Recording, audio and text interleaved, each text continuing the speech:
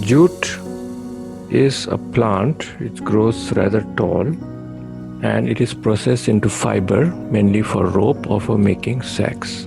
It is actually harvested, put under water to separate the fibers, and finally it is processed into fabric for various uses, especially use of sacks. So this is jute. Now in India itself, the unique thing about jute is that it is established by Europeans. By Europeans, we have to count the Dutch, the French, and the British. Among the British or the English-speaking peoples, England or the people of the United Kingdom, you will have to count the Scots as well, the people of Scotland, and also the East India Company. They had invested a lot of money. About 6 crores were invested right up to the last decade of the 19th century, or we'll say prior to partition or independence from the British Raj or from the British Crown. After independence, the Indian businessmen, especially Marwari businessmen, took over. It's still a very flourishing industry. How did they make such huge profits? They used power looms in all the jute mills of Bengal. By Bengal, we have to count not just the present area of Bengal in India or West Bengal, but also the present areas of Bangladesh. This is what a map of Bengal would have looked like during those times. Next, we have to look at the difference between the cotton textile and the jute industry. Cotton textile was indigenously or locally or largely by and for the Indians.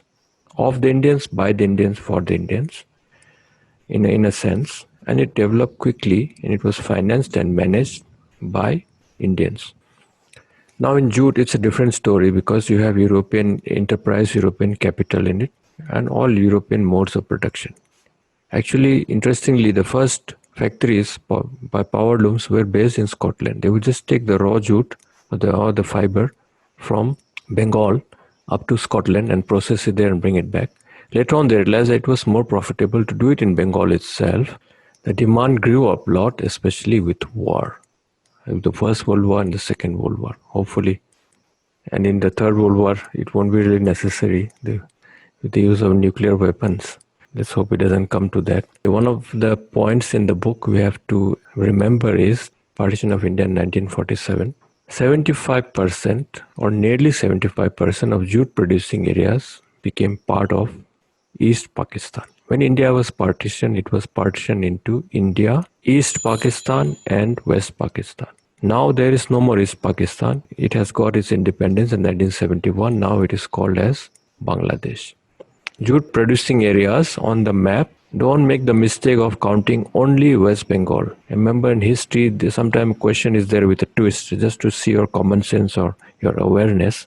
So roughly just draw a circle around this area and it will be quite safe. Don't just count only West Bengal or don't just count Bangladesh. Now let's go on to iron and steel industry in India. We have to start not just in British times but during ancient times as well. The best example would be the iron pillar, which has still not rusted even after 2000 years.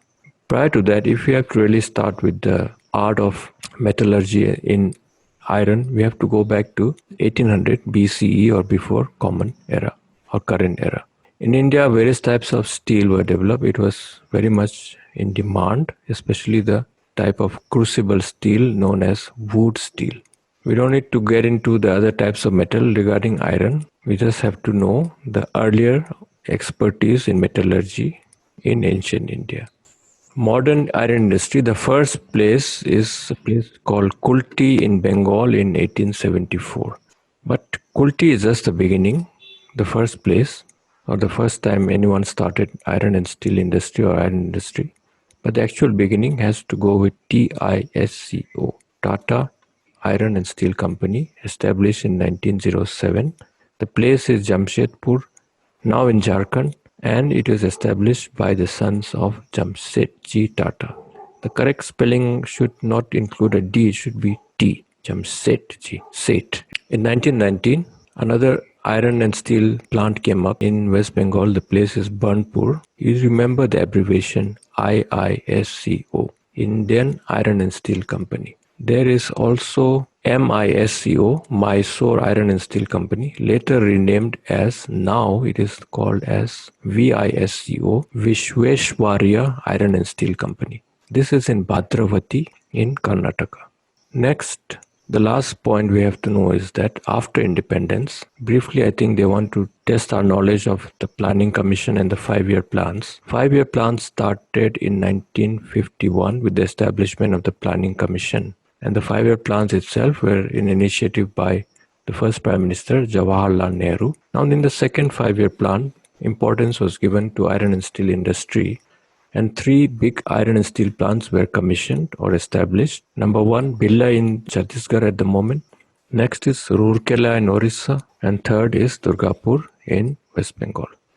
Okay, let's end this class by going back to the map.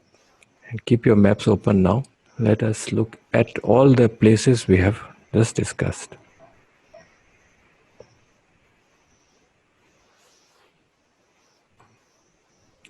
The first place where iron and steel plants came up was Kulti in the present state of West Bengal. Burnpur is nearby. Burnpur is where you have IISCO, Indian Iron and Steel Company. Jamshedpur is the most important perhaps because here we have TISCO, Tata Iron and Steel Company. Bhadravati, this is where is Bhadravati in Karnataka. And then in the second 5-year plan, 1956 up to 61, you have 3 plants coming up in Billai in the present state of Chhattisgarh, Rourkela in Odisha, and Durgapur in West Bengal.